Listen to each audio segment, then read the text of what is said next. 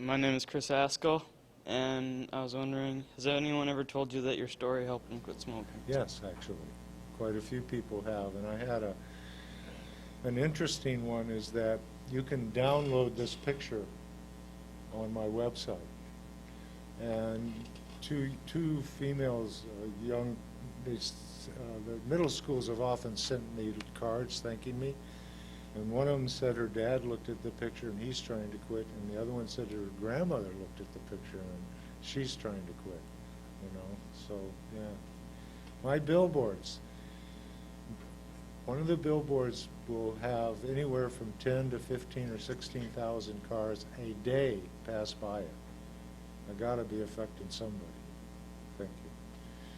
I hope I am. I'm Erica Dahl. You see like some people like on respiratory like things and stuff, and it's from their smoking, but then you see them go and light up. Is it like really worth that much? No, not at all.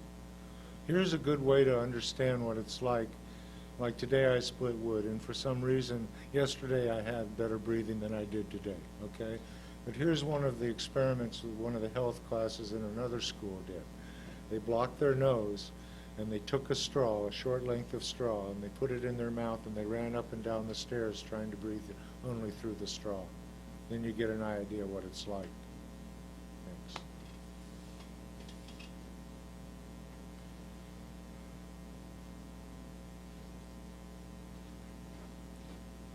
My name's Stephanie Korf, and I was wondering, did you ever lose any friends due to smoking? Do what now? Due to smoking? Did I lose any? Yeah. Actually, I just lost a couple people very recently, and I just saw a friend of mine who was just diagnosed with lung cancer and is in much worse shape than I am. So, yeah. Thanks.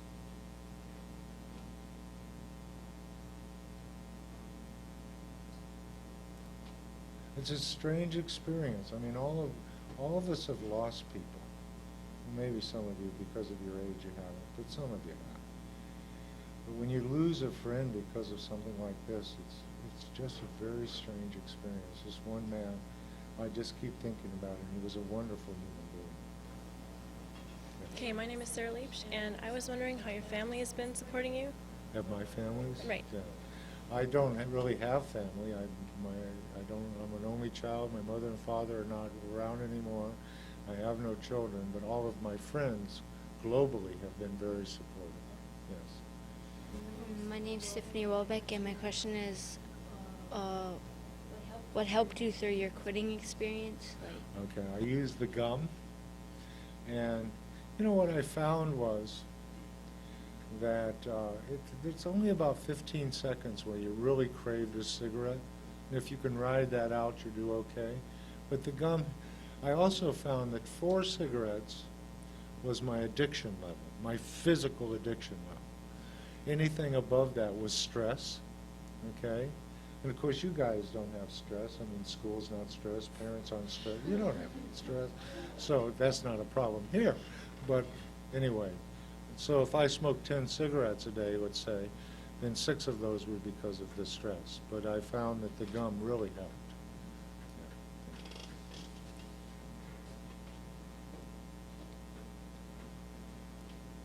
Good, fight over me, guys.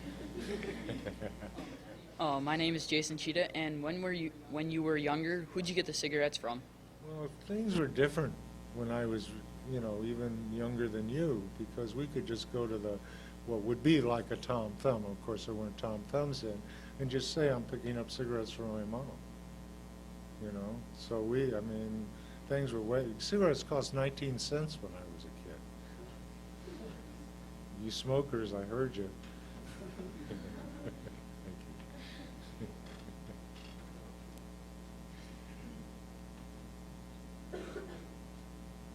I'm Sean.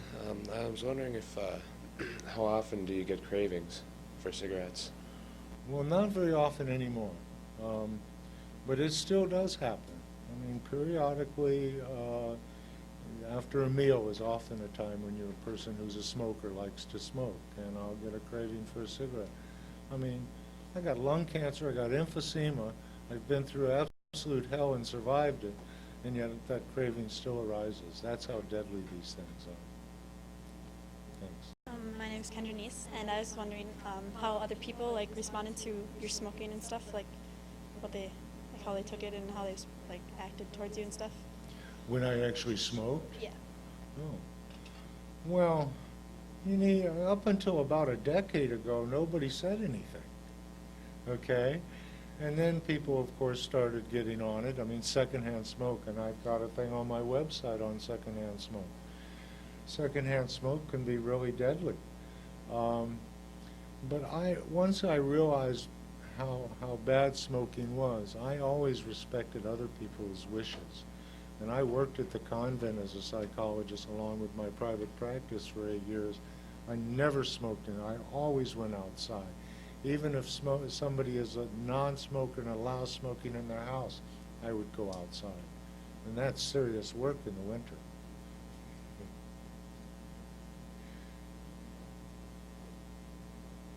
My name is Keziah Lambrecht, and I was wondering if you could go back to before, what would you do differently? Well, I certainly wouldn't smoke, if that's the question. But other than that, I mean, my life has been incredible.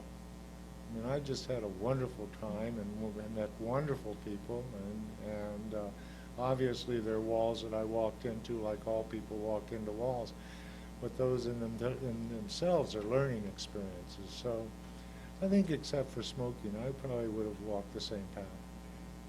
Okay, my name is Stephanie Korf, and if you could change someone's mind about smoking in one statement, what would it be? Sure.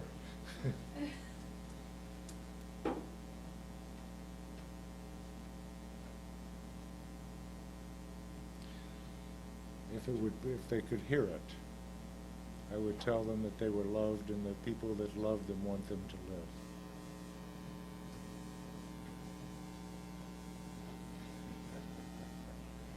I meant that, though. I mean, that's the whole point. And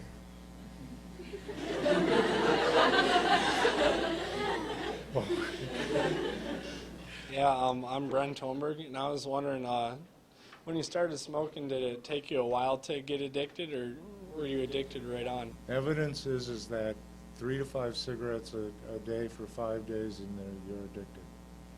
Okay. See, I didn't know. I mean, we smoked when we could get them, and of course that meant we had to get money. But I worked from the age of 11 also, so I usually could go buy cigarettes. So yeah. Okay. Thanks. They just feed you guys too good.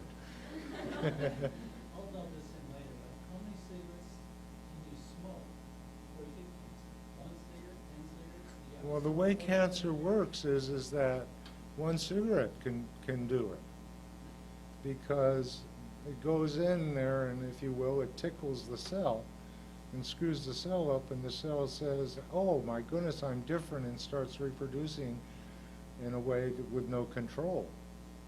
And the odds are that 1 cigarette won't do it, but I really didn't smoke a lot the last 10, 15 years, and actually, compared to people who I know who smoke 2 and 3 packs a day, I never smoked more than a pack a day.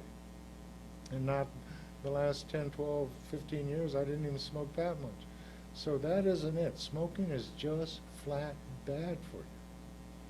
And they put all these chemicals in there to make that nicotine available to your body.